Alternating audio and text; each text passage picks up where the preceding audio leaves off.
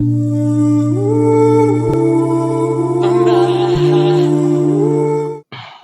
alaikum wa rahmatullahi wa barakatuh, frères et sœurs, plus particulièrement ceux qui sont Zuhri, non pas pour être sectaire, mais tout simplement puisque c'est des sujets qui les touchent intimement et dont la compréhension peuvent relever de leur capacité, puisqu'on parle on parle d'un paradigme qui est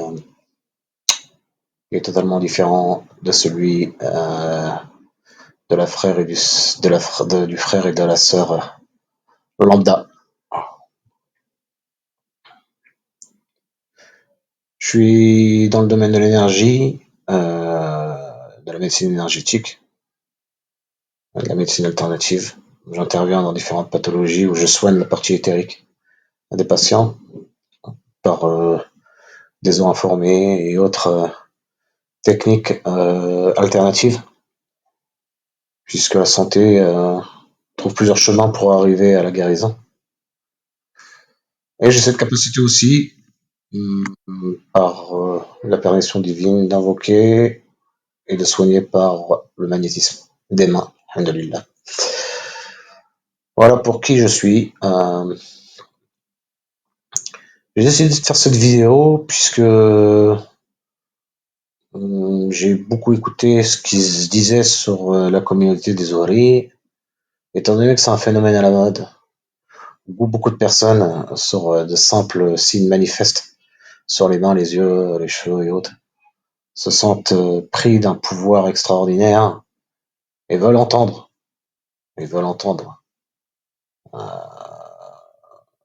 ce qu'ils sont de la part de thérapeutes ou raqi ou autres personnes afin de soulager leur ego. Je suis venu expliquer la réalité de ce monde qui est totalement différent de ce que vous avez pu entendre euh, de la part des intervenants dans ce domaine. Aujourd'hui, ce que vous allez entendre aujourd'hui n'est complètement différent de ce que vous avez l'habitude d'entendre, puisque les sources d'informations sont totalement différentes. Et à vous de faire vos recherches, bien évidemment, dans ce que je vais vous partager. Ça vous permettra aussi de développer un esprit critique et de peaufiner votre savoir qui est très important dans le cadre de votre Zohriya.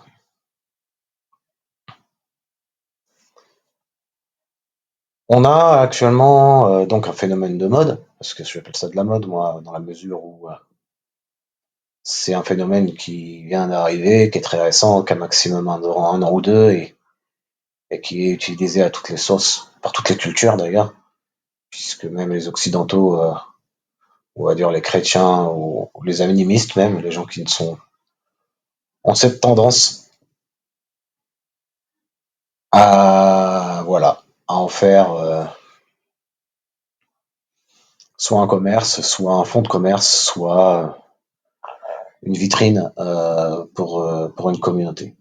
Quoi qu'il en soit, il y a une émulation là-dessus et je me suis donné plusieurs mois avant d'intervenir et je voulais vraiment voilà partager moi ma perception de la réalité. Hein, je reste donc ma modestie, elle n'est pas fausse. D'ailleurs, c'est pour ça que j'invite après tout intervenant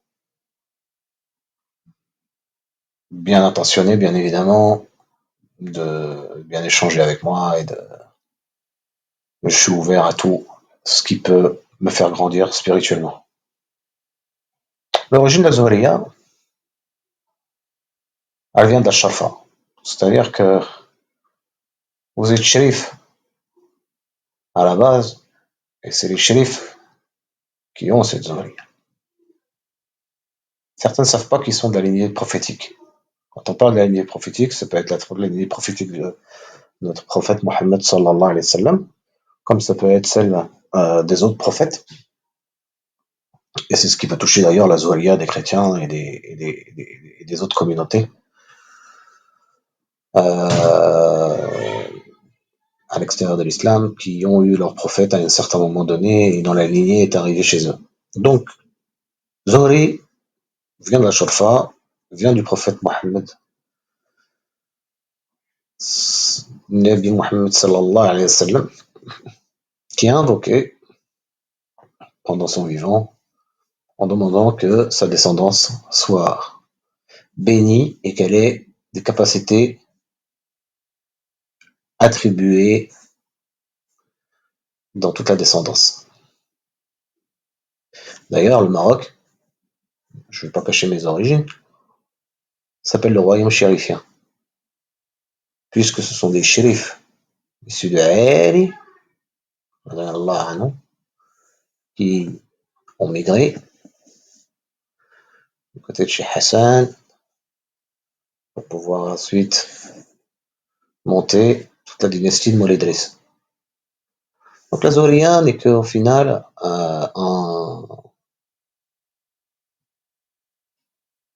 un don qui a été le fruit d'une invocation de notre cher prophète, et nous sommes les descendants.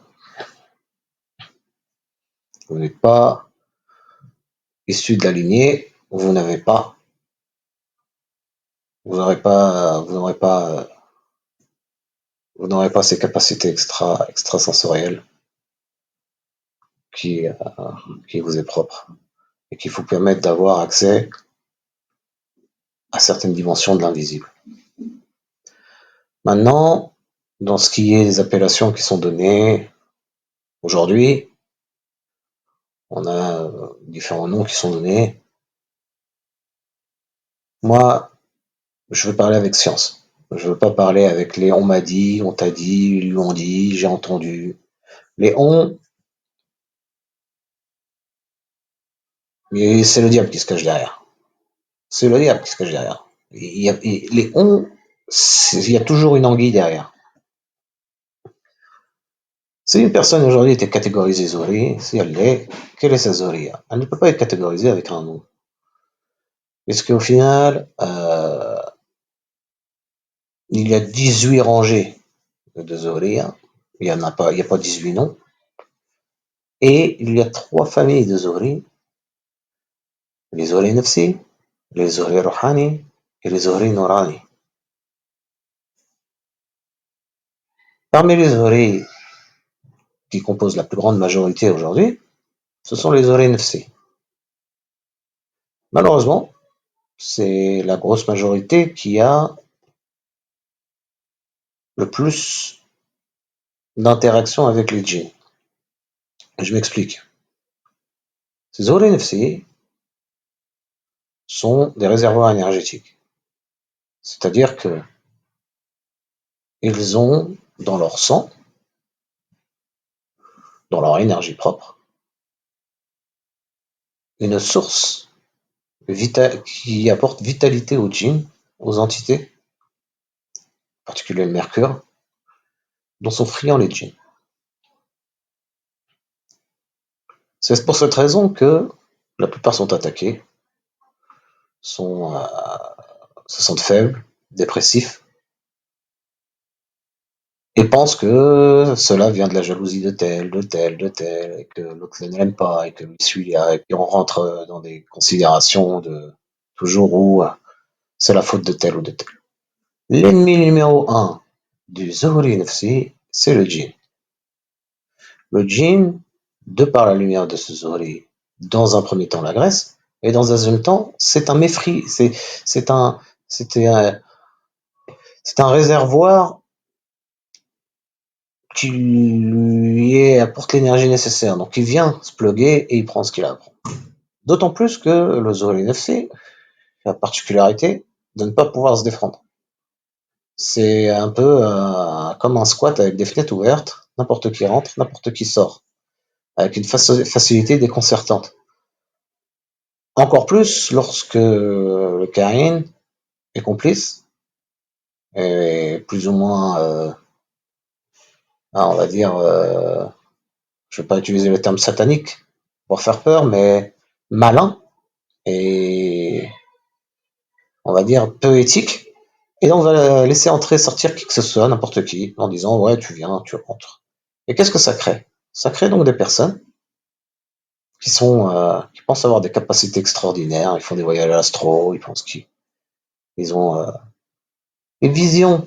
Les choses que vous pouvez avoir sont, pour la grande majorité, des choses qui viennent de djinns qui sont entrés dans votre corps. Et donc, vous pouvez vous réveiller le matin avec de l'aîné. Je parle pour les femmes en particulier. Vous pouvez avoir des visions où vous dites j'ai eu ci, j'ai eu ça. Et en fait, ce sont des djinns qui se sont, on va dire, accaparés le corps et qui viennent de temps en temps y apporter.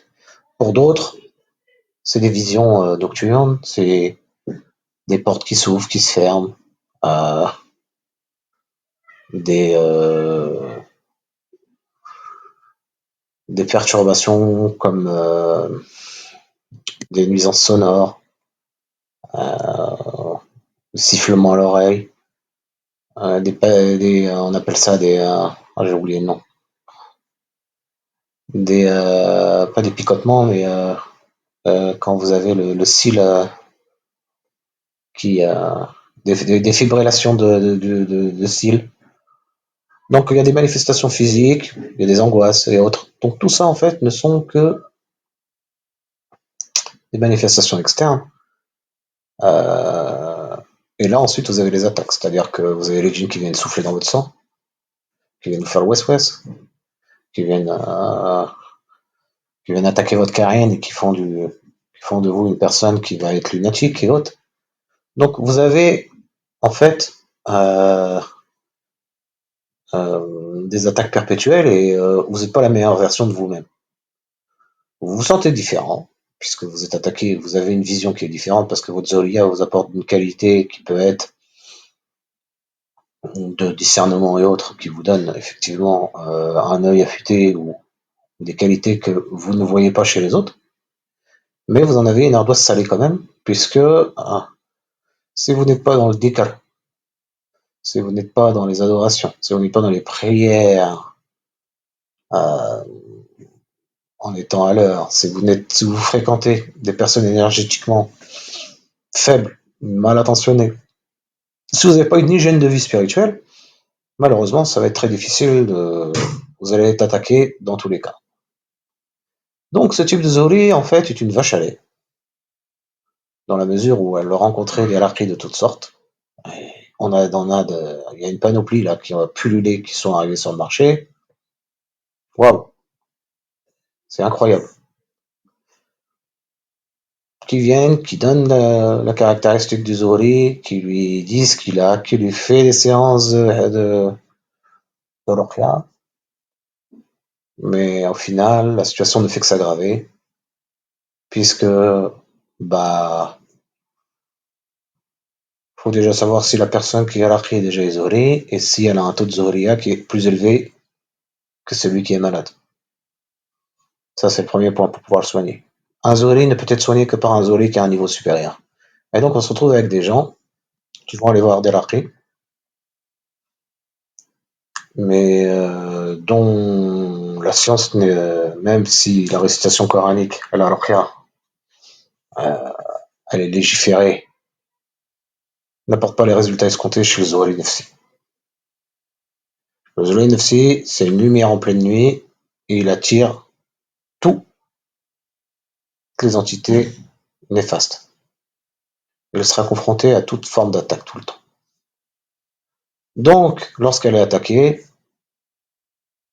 il faut qu'elle comprenne que c'est pas obligatoirement, c'est très rarement, je dirais même, dû à la sorcellerie du voisin ou autre. Ça peut l'être, hein, on vit dans un monde où ça se répète, mais ce n'est pas obligatoirement le cas. Le djinn peut aussi passer par l'être humain et le sorcier pour demander à ce qu'une tierce personne vous attaque, mais il n'a pas besoin de le faire obligatoirement, il peut le faire aussi directement pendant votre sommeil. Ça, c'est pour le Zori Nefsi.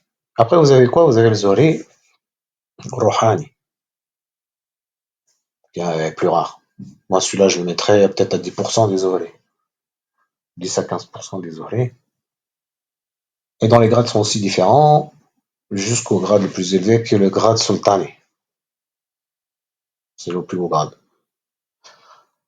Celui a la capacité d'avoir une armée de Rouhaniyin, pour le grade le plus élevé, à des rouhani qui sont autour de la personne et l'aident dans son quotidien. Et donc, en fonction du grade, vous avez votre mission de vie et vous avez les attaques qui sont faites, mais vous avez une armée qui vous défend de lumière, d'anges de lumière, rouhani, qui viennent vous défendre, qui viennent vous guider dans votre mission de vie et qui, en fonction aussi de votre spiritualité, du dhikr que vous faites, des adorations, vous pouvez rentrer en communication et commencer à agir en sorte de faire ce que pourquoi Allah vous a élu dans cette lignée prophétique. Ensuite, vous avez les Zohri Nourani. Les Nourani, ce sont une autre catégorie d'anges. Donc, gravitent autour de les Nourani, qui est la tranche la plus élevée chez les anges, au-dessus des Rouhani, êtres de lumière aussi. Et ceux qui sont de cette caractéristique sont des gens qui sont caractérisés principalement par l'ascétisme. Ce sont des hommes de grande piété, des hommes qui sont la plupart du temps reclus sur eux-mêmes, donc beaucoup dans l'ascétisme, et très religieux avec une spiritualité très très forte. Ces gens, lorsqu'on les rencontre, donnent une impression d'être ici et dans le monde invisible. Ils ont un côté absent, mais ils sont présents à la fois par la force énergétique qu'ils possèdent. Donc vous avez ces trois catégories. Les deux les plus actifs donc sont les Rouhani, où vous avez des grosses armées qui descendent jusqu'à la terre et qui interviennent sur le quotidien des gens.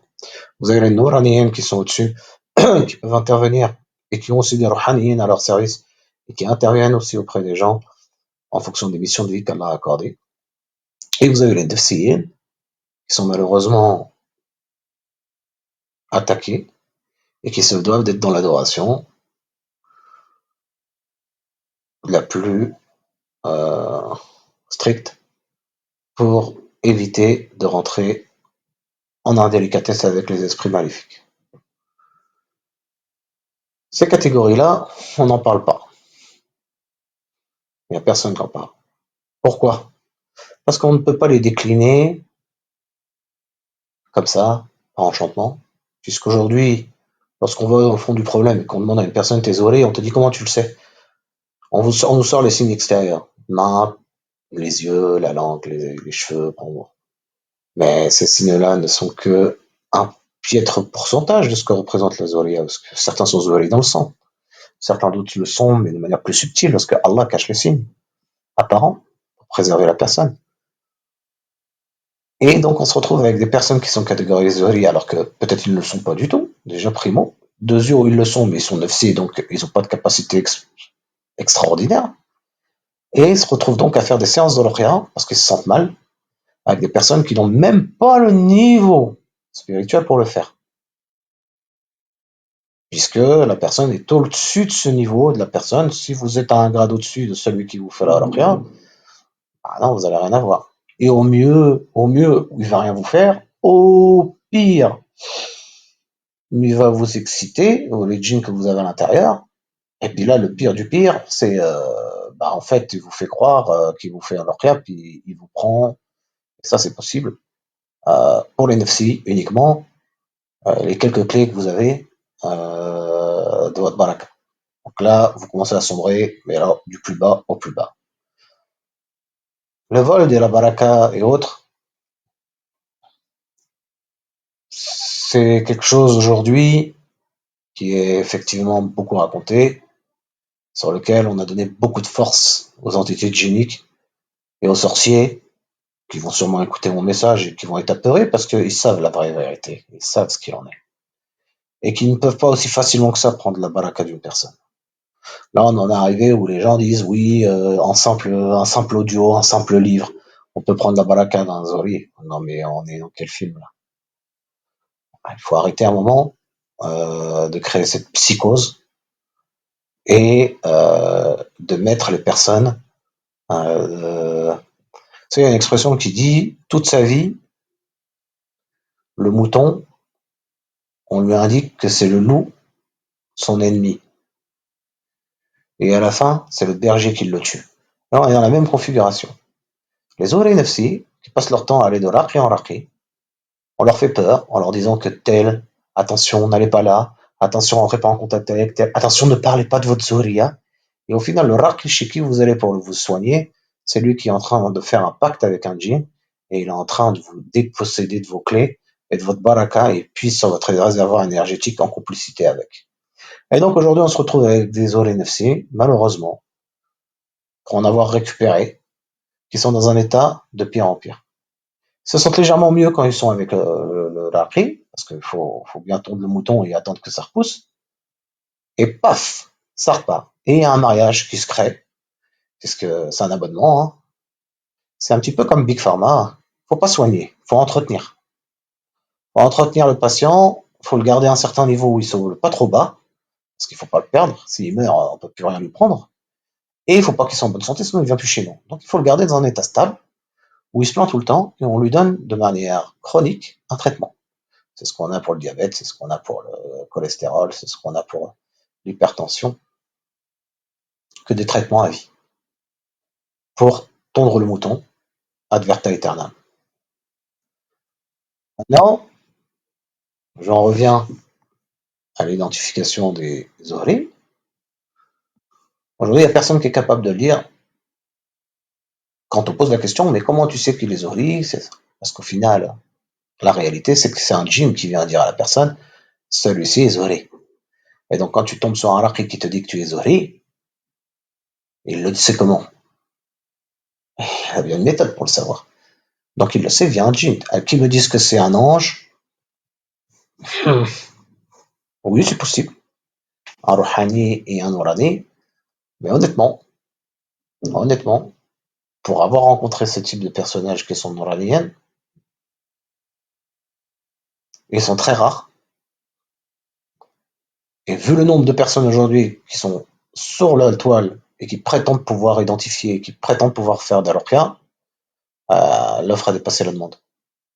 Donc, il est forcé de constater que nous avons des charlatans, et je pèse mes mots, hein, s'ils prétendent pouvoir faire quoi que ce soit et venir même toquer à ma porte, mahbabik. Tu vas vite fait déchanter pour tous ceux ou celles qui seraient mal animés. Parce que là, je suis en train de mettre un coup de pied dans la fourmilière et je suis en train de vous montrer que derrière tous ces pseudo-thérapeutes, pseudo-gens qui viennent, il va falloir être beaucoup, très précautionneux sur le choix de votre thérapeute ou le choix de votre archi, puisque au mieux, ils prennent votre énergie, votre argent, au pire, ils prennent votre argent et votre énergie. Et donc, ils vous cloisonnent en vous disant n'allez pas là, n'allez pas là, attention, chut, dormez, ne parlez à personne, restez là, ne bougez plus, arrêtez. Et donc vous vous retrouvez avec un gourou, parce que ça s'appelle un gourou, qui vous contrôle, qui vous manipule et qui fait de vous ce qu'il veut. Là, vous devenez un jouet. Faut vous réveiller et comprendre que c'est un monde où le mal et le bien se mélangent. Le mal vient toujours avec un visage du bien, et malheureusement, il est très difficile, si on n'a pas le discernement, bah, de ne pas tomber dans le piège. Maintenant, il y a méthodes, deux méthodes. Il y a deux sciences qui permettent d'avoir euh, la caractéristique d'un Zohri. En tout cas, pour ma part, il y a l'ilm al-falak et l'ilm al-muluk. Les deux sont différents. L'une est la science des étoiles, l'autre est la science des planètes. Certains vont dire ah c'est l'astronomie, c'est l'astrologie. Moi les termes astronomie, astrologie, les termes occidentaux, je les laisse aux occidentaux avec leurs prédictions, leurs divinités, leurs leur boule de cristal et tout leur flan-flan à eux. Ça ne me concerne pas. Et le fait de vouloir incorporer cet associationnisme, parce que les gens veulent faire des prédictions, ils veulent inventer des choses qui n'existent pas dans ces ilms qui aujourd'hui, parce que cette science, que je vous dis, l'ilm al-falak, et allez-y, renseignez-vous. Et l'ilm al-najma, je sais plus c'est quoi le terme exact, sont aujourd'hui des sciences qui ont contribué à l'émancipation de toutes les autres sciences, que ce soit les mathématiques, la science physique. Vous savez, le tableau périodique aujourd'hui a été décliné déjà par le passé par les Arabes, et il est encore plus complet que le tableau périodique que nous avons ici, puisqu'il y a même le côté itérique du tableau périodique qui n'est pas mentionné. Ça, je vous donne juste un exemple. Il y a tout qui ressort, les mathématiques, la science physique, la chimie, toutes les déclinaisons que vous avez aujourd'hui viennent de l'ilm al-falak. Et donc, si aujourd'hui on nous critique tant lorsqu'une personne pose trop de questions, bah moi je lui demande, je lui dis quels sont ces savants aujourd'hui qui prétendent ça, quels sont les hadiths, et surtout quelles sont les personnes qui coportent, colportent et qui viennent rapporter ça. Et vous remarquerez que ces gens-là sont la plupart du temps les mêmes qui vont avoir un silence, mais un silence de tombe concernant des sujets qui fâchent, comme le génocide à Gaza et autres sujets sur lesquels on n'entendra jamais quelqu'un parler. Donc moi, j'ai pas de leçons à recevoir, moi, de tous les intervenants pseudo-savants des palais ou de la République qui viennent dire que cette science-là est association et autres.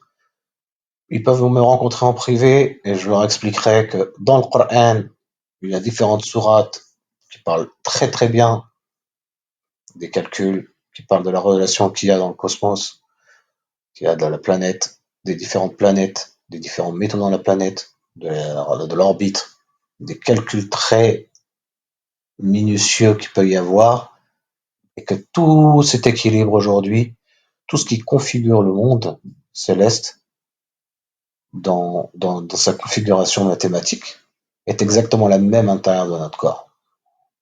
Donc, je viens à cette conclusion. Si vous voulez savoir exactement le grade que vous avez, vous devez tout simplement donner les informations nécessaires pour que, par la suite, une numérologie vous donne par déclinaison qui vous êtes. C'est le seul moyen de savoir qui vous êtes réellement dans la Zohriya. Si un djinn il vous colporte que vous êtes Zohri, il vous dira jamais quel Zohri vous êtes. Certains ont un grade en dessous, certains ont des grades au-dessus, certains se prennent pour des sultans, certains se prennent pour des nourani, certains se prennent... Vous savez, c'est des djinns qui vous parlent. 99% c'est des djinns qui vous parlent. Vous pensez être avec des illuminés, les djinns peuvent prendre des apparences aussi lumineuses. Donc, pour être sûr, il y a des sciences, et ces sciences-là ne sont pas occultes, on nous les a occultées. C'est différent. C'est les sciences aujourd'hui des livres qui sont sous format numérique, qui nous ont été spoliés de la Oumma, et qui sont aujourd'hui aux États-Unis, en Angleterre, et dont les investigateurs de cette démarche n'ont pas pu exploiter, puisque il faut des clés de connaissances spécifiques pour les comprendre. Même les juifs n'ont pas réussi à comprendre les livres. Mais aujourd'hui, Allah a mis une clé sur cette clé-là, sur cette science, qui est une science qui a permis d'être, allez, aux musulmans de l'époque, d'être les meilleurs dans la navigation. Vous pensez que les meilleurs marins du monde étaient les musulmans, pourquoi? Parce qu'ils ne savaient pas griller? Ou parce qu'ils savaient s'orienter en pleine mer, grâce aux étoiles? Les boussoles ont été inventées par qui? Donc en fait, au final, il faut vous faire vos propres conclusions. Moi, j'ai les miennes. Ce qu'on nous donne aujourd'hui, c'est un os à ronger dans notre communauté pour garder un minimum de spiritualité pour pas qu'on se rebelle. Mais aujourd'hui, on a un islam aseptisé, un islam incomplet, dans lequel ce qui peut nous fortifier et nous rendre plus forts nous a été retiré. Et lorsqu'on a l'astronomie, entre guillemets, je dis bien l'astronomie psychologique, hein, je ne parle pas de l'astronomie sous le paradigme européen, parce qu'il est complètement faussé, il est incomplet, euh, on se rend compte que toute la loi de la physique aujourd'hui actuelle, elle répond à l'astronomie que nous avons, nous, l'ilm al-falak que nous avons mis en place, que nos ancêtres ont mis en place, et qui sont dans les anciens écrits. Nous avons tout. Ça nous a occulté. La matrice dans laquelle nous vivons ne veut pas que nous sachions la vérité, puisque cette science nous a été donnée par Allah. Et nous avons des gens aujourd'hui qui défendent des institutions, qui nous disent de ne pas approcher ça, pour des raisons tout simplement d'éveil. Et ils vont nous sortir des hadiths et des sourates en disant que l'invisible est l'exclusivité d'Allah, mais ils ne précisent pas qu'il y a 5 points dans lesquels l'exclusivité d'Allah est mentionnée. Ils vont jouer sur les textes, ils vont aller là. Aujourd'hui, les hadiths valent ce qu'ils valent. Même étant dans la sunna et étant un sunnite, je ne peux que constater que même durant ma vie, j'ai vu des choses évoluer dans la sunna et dans les hadiths. Donc imaginez en 1400 ans, ce qu'on peut faire dire à Bukhari et à Muslim, malheureusement, qui ne sont pas des livres protégés, et qu'il faut reconnaître que bah, ça ne vaut que ce que ça vaut. C'est tout. L'humain a été... l'humain tente de corrompre ce qu'il peut corrompre, et le Saint-Coran reste le livre dont Allah est se porte garant. Et pour le reste, il faut y aller, il faut demander à Allah la guidance dans la compréhension des hadiths, et prier pour que le hadith que on applique soit véridique, et que et là il faut faire preuve de bon sens. Il faut se dire faut laisser le cœur comprendre le hadith et se dire est-ce que j'adhère à ce qui est dit ou ce qui est pas dit. Parce que voilà, on vit dans un monde où le faux se mélange avec le vrai. Et donc pour tous ceux et celles qui veulent savoir qui ils sont, euh, vous pouvez me contacter en privé. C'est des diagnostics qui peuvent être faits. Et vous serez vos forces et vos faiblesses. Vous serez même vos maladies. Si vous avez une maladie aussi spirituelle, si quoi que vous ayez, sorcellerie et autres, tout se ressort dans les diagnostics et dans les calculs. La numérologie qui sort de cette science ne fait recours à aucune entité. Elle se base sur un savoir qui est un savoir divin et elle ne fait aucune marge d'erreur. Par la grâce d'Allah. Tout succès appartient à Allah et toute erreur nous appartient. Salam alaikum wa rahmatullah wa barakatuh.